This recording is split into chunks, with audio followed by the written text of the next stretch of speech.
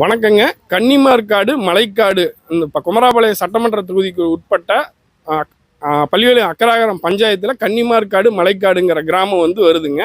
இதில் 150க்கும் மேற்பட்ட குடும்பங்கள் வசிச்சுட்டு வர்றோம். இதில் அன்றாட பணிகளுக்கு போகிற வழித்தடம் இந்த 150 குடும்பங்களும் 1.5 கிலோமீட்டர் சரௌண்டிங்கில் இருந்து மெயின் ரோட் அடையிறதுக்கு 250 அடி ஒரு வழித்தடம். ஒரு சின்ன பஞ்சாயத்தில் தார் சாலை அமைக்கக்கூடாதுன்னு தடுத்துட்டு வர்றாங்க. இந்த சாலை இல்லாததுனால எங்களுக்கு ரொம்ப இடையூறாக இருக்குது.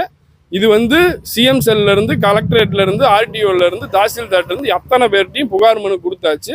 அனைத்து ஆவணங்களும் எங்ககிட்ட சரியாக இருக்குது. பட் இருந்தாலும் இதில் எதுக்காக இந்த சுணக்கம் காட்டுறாங்க அரசு அதிகாரிகள் அப்படிங்கிறது எங்களுக்கு தெரியாமல் இருக்குது.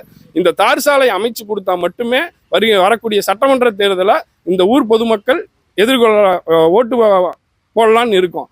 இந்த தார் சாலை அமைக்கப்படாத பட்சத்தில் கன்னிமார்காடு மலைக்காடு ஊர் பொதுமக்கள் இந்த தேர்தலை புறக்கணிக்கிறதா முடிவு பண்ணியிருக்கிறோம். வெங்கடேசன், கன்னிமார்காடு மலைக்காடு கிராமவாசி. மலைக்காடு கன்னிமார்காடு ஊர் பொதுமக்கள் சார்பாக நான் பேசுகிறேன்.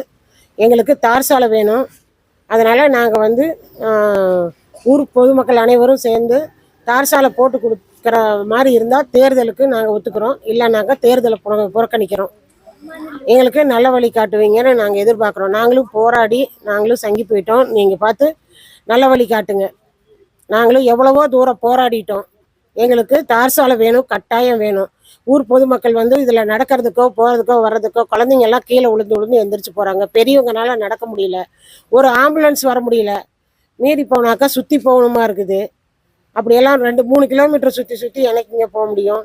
எங்களுக்கு நல்லபடியாக ரோடு வசதி பண்ணி கொடுங்க. ரொம்ப காலமாக நாங்கள் போராடிட்டு இருக்கிறோம்.